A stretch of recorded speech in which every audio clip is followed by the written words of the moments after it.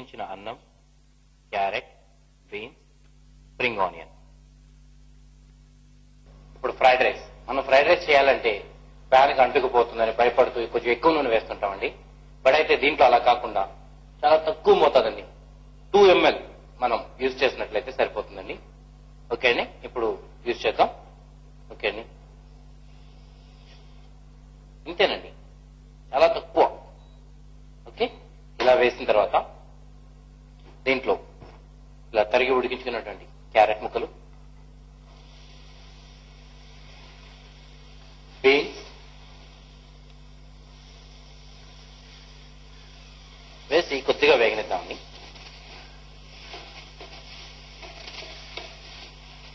Okay అండి, ఇలా వేగింది కదా.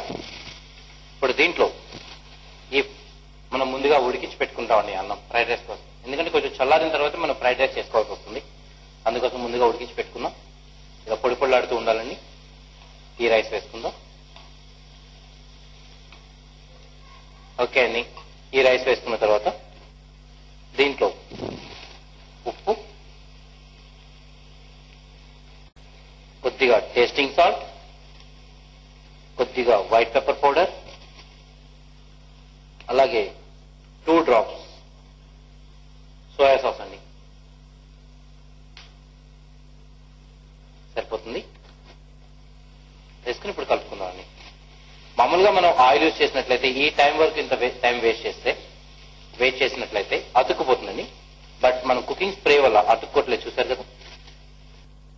ఇప్పుడు మామూలుగా మన ఆయిల్ 3 liters కనుక యూజ్ చేసినట్లయితే 1 బాటిల్తో సమానం అవుతుందండి. ఓకే అండి, దీన్ని మనకి రీజనబుల్ ప్రైస్ లో మన బిఆర్ సంస్థ వారు ప్రొవైడ్ చేస్తున్నారండి. అలాగే హెల్త్ వైజ్ కూడా చూస్తే చాలా మంచిదండి ఇది. ఓకే అండి, ఇప్పుడు మన ఫ్రైడ్ రైస్ కూడా చూసారు కదా, అతుక్కోకుండా ఎలా వచ్చేస్తుందో ఈజీగా. ఓకే అండి, మన ఫ్రైడ్ రైస్ కూడా రెడీ అయిపోయింది. ఇప్పుడు చివరిగా కొద్దిగా స్ప్రింగ్ ఆనియన్ తీసుకుందాం, దీని పైన చల్లుకుందాం అండి. ఇప్పుడు లైట్ గా మళ్ళీ కొద్దిగా పైన స్ప్రే చేద్దాం, ఎందుకంటే టేస్ట్ ఇంకా ఇంప్రూవ్ అవుతుందండి. అంతే, ఒక్క స్ప్రే ఇలా లైట్ గా.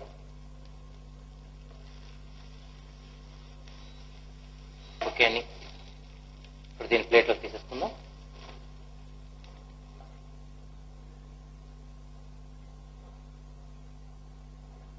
ఓకే అండి, ఇలా ఇప్పుడు ఫ్రైడ్ రైస్ చూసాం కదండి. ఇదే మాదిరిగా నూడిల్స్ కానివ్వండి, అలాగే ఫ్లేవర్డ్ రైస్, కొత్తిమీర రైస్ కానివ్వండి, జీరా రైస్ కానివ్వండి, ఏదైనా సరే మనం చాలా 1 నుంచి 3 ml లోపు వాడుతూ ఆయిల్ ని యూజ్ చేస్తూ చాలా తక్కువ కాస్ట్ తో చాలా మంచిగా చేసుకోవచ్చండి.